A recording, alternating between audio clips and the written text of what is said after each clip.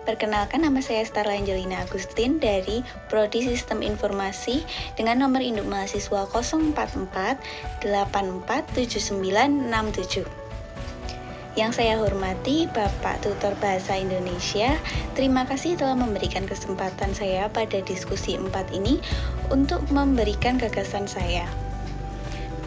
Berikut gagasan yang saya presentasikan. Era new normal di tengah pandemi COVID-19. Salam sejahtera bagi kita semua. Hadirin yang saya hormati, saat ini kita semua hidup dalam era pandemi COVID-19.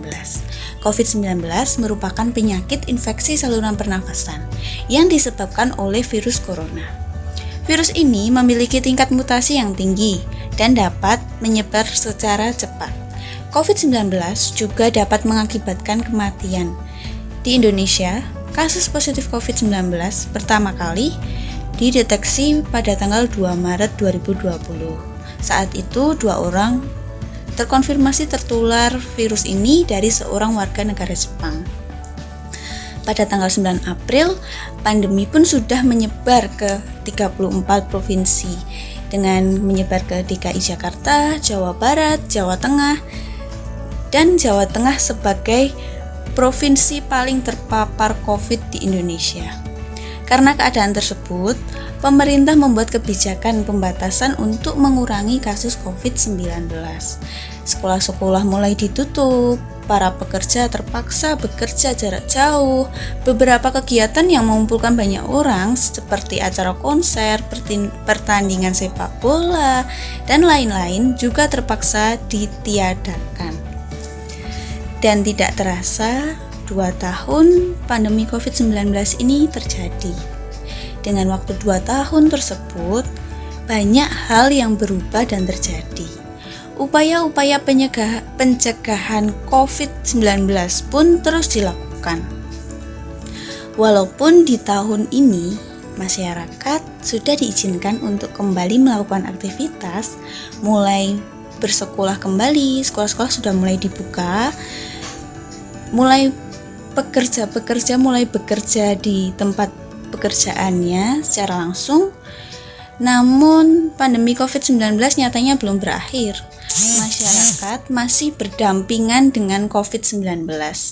Terbukti dengan data terbaru sampai tanggal 30 Oktober 2022, kasus COVID-19 ini nyatanya masih ada dan bertambah menjadi 2.717 kasus dalam 24 jam terakhir.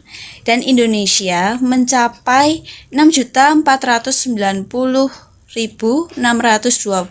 kasus positif, menempati peringkat pertama terbanyak di Asia Tenggara. Dan dalam hal angka kematian, Indonesia menempati peringkat ketiga terbanyak di Asia dengan 158.597 kematian. Terhitung sejak kasus pertama diumumkan Presiden Joko Widodo pada 2 Maret 2022. Oleh karena itu, masyarakat tidak boleh lengah dan saling bekerja sama agar COVID-19 dapat hilang dan pandemi ini bisa segera berakhir. Dalam era pandemi COVID-19 saat ini, masyarakat dituntut untuk beradaptasi.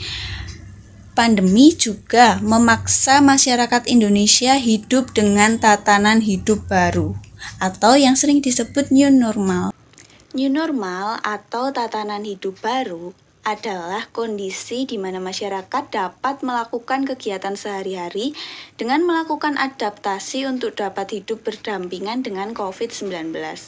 Karena masyarakat perlu beraktivitas untuk memenuhi kebutuhan hidupnya seperti bekerja, berdagang, mengajar, bersosialisasi, aktualisasi diri, maka perlu adanya peraturan baru, gaya hidup yang baru, serta kebiasaan yang baru yang dapat menjadikan masyarakat tetap sehat, bugar, dan produktif.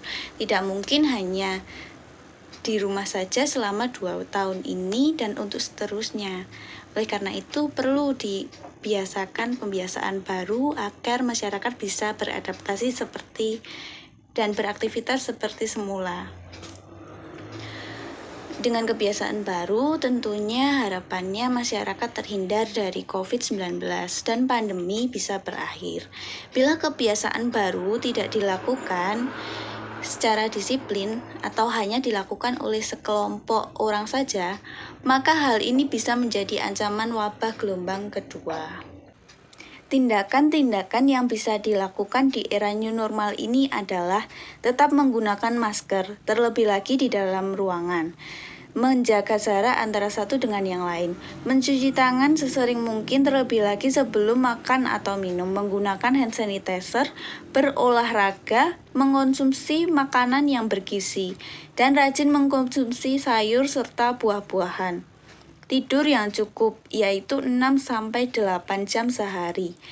Bila tindakan-tindakan ini terus dilakukan, maka masyarakat akan memiliki imunitas yang tinggi, sehingga bisa tetap sehat dan terjauh dari COVID-19. Selain itu, untuk menurunkan kasus COVID-19, pemerintah Indonesia juga telah mengeluarkan kebijakan agar warga mengikuti vaksinasi COVID-19. Program pengadaan vaksin COVID-19 dan pelaksanaan vaksinasi COVID-19 pada prinsipnya merupakan bagian dari upaya pemerintah untuk menanggulangi COVID-19. Dengan tujuan untuk membentuk herd immunity, mengurangi angka kesakitan dan angka kematian akibat COVID-19.